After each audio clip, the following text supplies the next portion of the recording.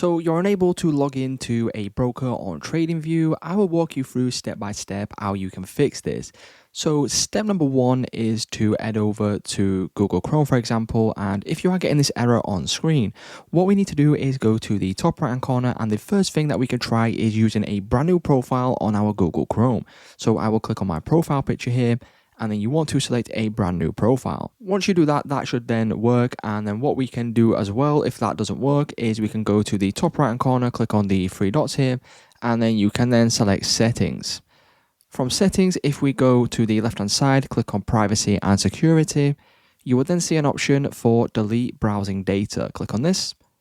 And now what we can do is click on the delete data option, which will essentially refresh our whole browser. And then you should then be able to log in to your chosen broker.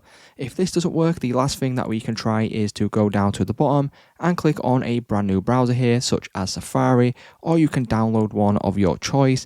And one of these options here will definitely work with the problem that you are having not being able to connect a broker to TradingView.